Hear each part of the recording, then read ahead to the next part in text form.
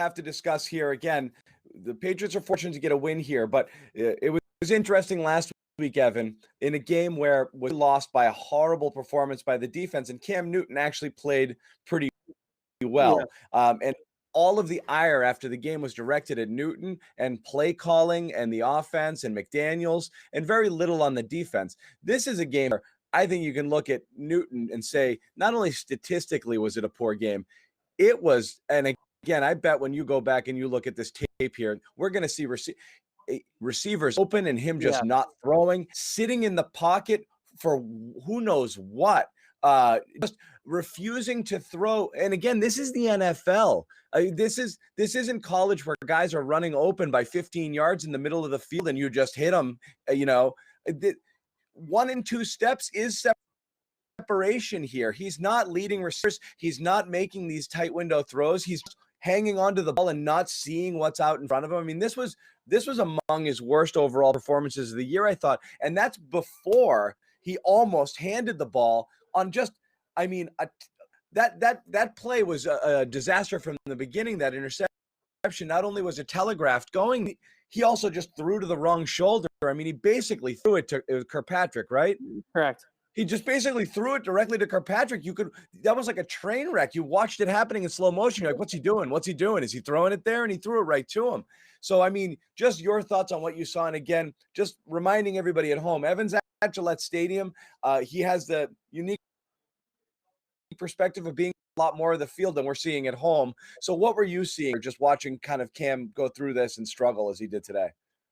Yeah, I saw 2 things. One, this was probably his most inconsistent performance accuracy-wise since the COVID games, the 2 couple of games there where he was really kind of shooken up due to the COVID-19 diagnosis. And what we saw also on top of that is what you mentioned is just instances where he's just holding the ball in the pocket and not necessarily having the right timing or syncing up with his receivers. I thought there was a play early on in the game where he threw a slant to Damiere Byrd. And he threw it late. It looked like the defensive back might have gotten there a tad early too, but that's a play where Damiere Byrd smokes the guy at the line of scrimmage on a little slant. And if you throw the ball right to him out of his break, then he's got a chance to make the play. But instead the ball comes out too late. Then there was later on in the game, the James White screen where he throws the screen, above James White's head, and the whole entire timing of the play just gets thrown out because of the inaccurate pass by the quarterback. So a lot of inaccuracies today from Cam. I didn't think he saw the field very well either. There are a couple of plays where it's hard to tell. Sometimes, he's looking front side and there might be a receiver open backside, and you kind of wonder about his mental timing and progression speed at that point, right? Because you see the front side of the play is really covered up pretty well, but then you see a Jacoby Myers, for instance, open on the backside of the read, and you wonder, should he have gotten off that first side faster to get to the second in the read, or get to the check down in the read, or whatever the case may be.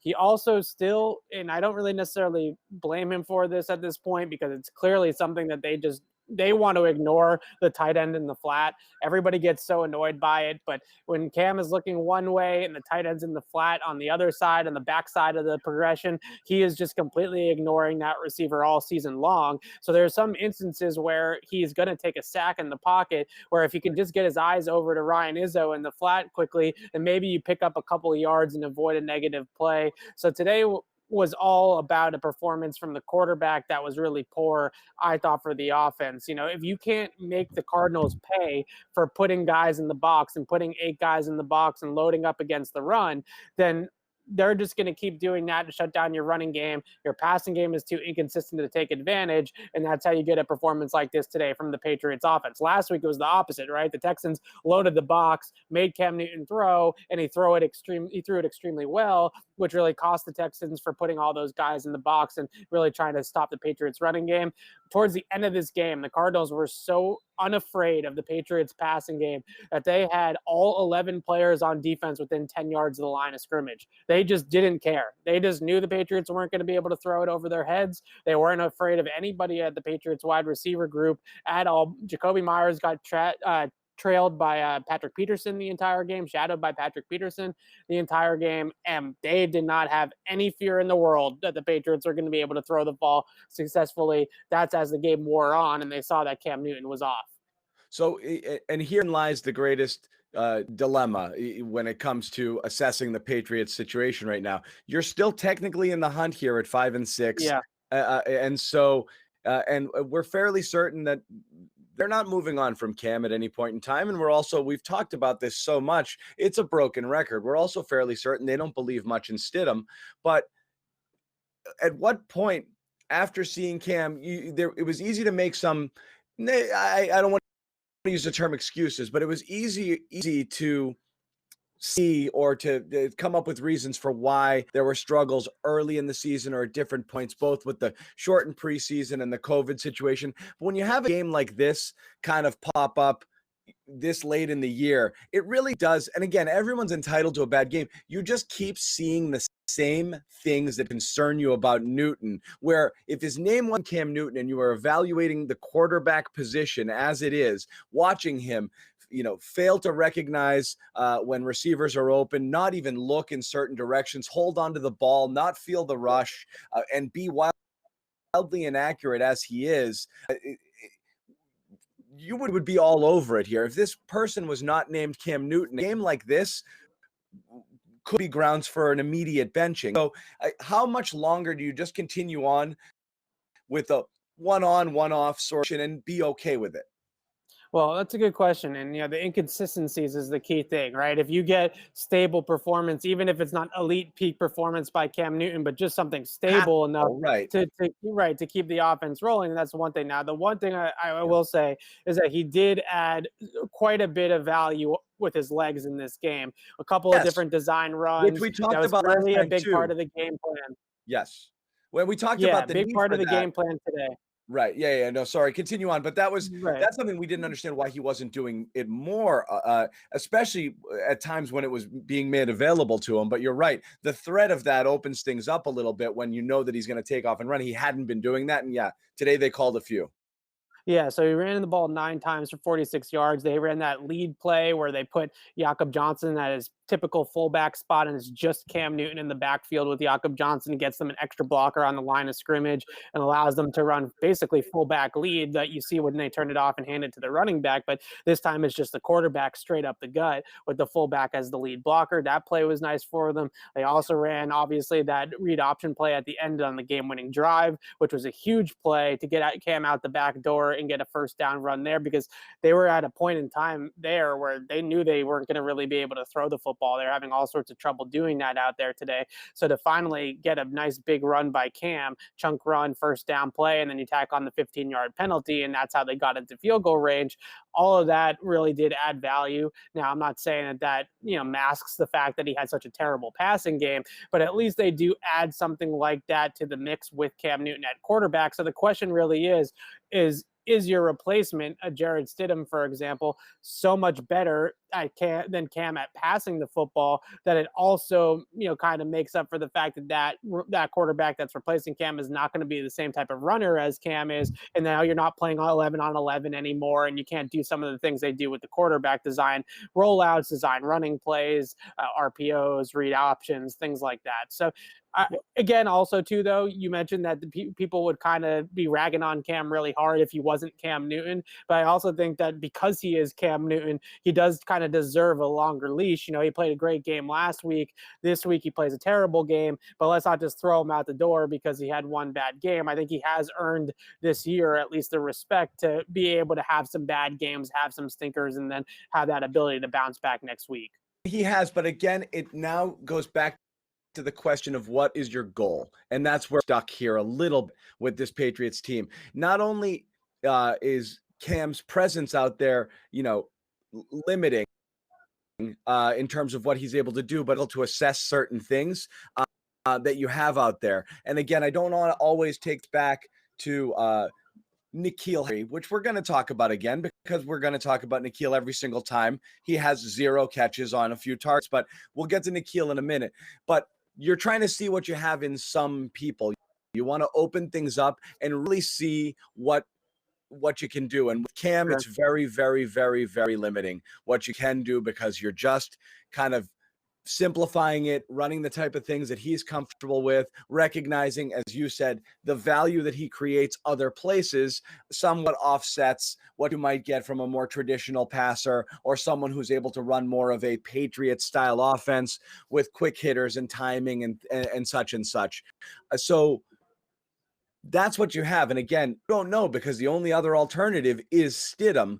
But I wonder, are you getting a fair shake at Harry or Myers or even, operating out of the, if he were to play a little bit, or Bird, or any of these guys, the tight ends, if and when they come back here, when you've got a guy who's going to be inaccurate late, not hitting them when they do get open. And I don't know what that does for you in terms of evaluating where you are coming back next season. Well, I mean, I thought that he played fine last week, and more than fine last week. So we did get to see some of Jacoby, and Demir Bird obviously went off against the Texans the week before, or the month before, I should say, really. It was the Jacoby Myers show. So I think we have had opportunities to see those guys. I think the biggest thing that you see with Cam as a passer is that he's really built as a thrower to attack the intermediate and the deep part of the field. But the problem is what teams are doing is that they're really coming after him at quarterback, and the Cardinals are already a blitz happy team anyways. They're ranking the top 5 in blitz frequency coming into the game. And what happens is when you blitz so much, when the defense is blitzing so much, it takes a while to get those intermediate and deep routes down the field, especially with receivers outside of Demir Bird that might not necessarily be blazers or have top speed. So when you couple those things together, the defense is really dictating the terms to the Patriots offense in a lot of these sequences, where they're saying, okay, we're not going to allow Cam to be Cam and take those longer drops and get the ball deep down the field like he did against Houston at times. We're going to blitz him and make him go quick, and we're going to make him turn into a hot read thrower, meaning when the blitz is coming, the ball needs to come out instantly. And that's what they're going to continue to do, and they're going to harp on the fact that Cam Newton is not going to have the timing, he's not going to have the synchronization, he's not going to have the comfortability in the offense and knowing where his protection is set and where he is protected and where he's not protected. And we're also not going to allow him to uncork the deep ball. And if you can do all of those things by just blitzing the quarterback, then it really mitigates everything that Cam Newton is good at as a thrower. So the one thing that I've tried to point out a lot this year is that Cam really is at his best in that 10 to 20 yard range down the field. He's got a good deep ball also, but 10 to 20 yards is his sweet spot. It has been his entire career. That's where he's among the most accurate, if not the most accurate passer in that 10 yard range. Right. When he's in rhythm is different from Tom Brady's rhythm. It's more so like a 2.65, 2.7 second rhythm, where he's letting some of those routes develop, where they're using vertical passing concepts and using kind of guys filling in at the intermediate level off of vertical routes. That's Cam Newton's game. That's what we saw him do well against Houston. But the problem is that when you get so much pressure on the quarterback, when you're blitzing the quarterback and you're giving him a lot of those different pressure looks for the QB, the ball needs to come out. So that's where Cam is not necessarily the best, is the short passes, the timing throws, the synchronization with his receivers off the blitz. That's where teams are starting to really kind of harp on it with him and feast on it with him. Whereas when the Texans kind of sat back in coverage and allowed Cam Newton to just stand there and read out the coverage and make throws down the field, he shredded them. But when they don't let him sit back there comfortably, he has problems. And that, I think, is a lot to do with his comfortability within the scheme right now, because it's not just knowing where the receivers are going to go based off of the read and based off of the blitz. It's also knowing where his protection is, where his help is in terms of, is the running back staying in to protect? Is the tight end staying in to protect? Is it a 6-man protection? Is it a 5-man protection? All those types of nuances to the scheme, that takes time to kind of learn that and get comfortable with it. And defenses are just counting on the fact that Cam Newton is not comfortable yet in this offense and with his weapons, albeit limited, but the guys he does have around him, that if they blitz him and they come after him, then he's not going to have the answers, and we're going to see a game like we saw today. And again, I'm just speaking to, and I know you see it in the chat and we see it every single week, I'm just speaking to the fans' point, Evan. It's not necessarily that things don't work for Cam, or he makes it better in some ways, or that he's better than whatever else they have here. It's just, you're talking about a fan base that I think has very limited patience here Tell me about it. But it's a fact. And so you're making quick judgments here. And I think the judgment is, I'm all set with Cam. It doesn't mean that he's horrible. It just means that we did not reincarnate, Cam Newton from his MVP season and catch lightning in a bottle and trick the rest of the NFL. And Bill Belichick did it again. He's the smartest man alive. And look what he got, Cam Newton off the scrap heap, and he's a top 5 quarterback. Didn't happen. It's fine. It's the reality is he is what he is.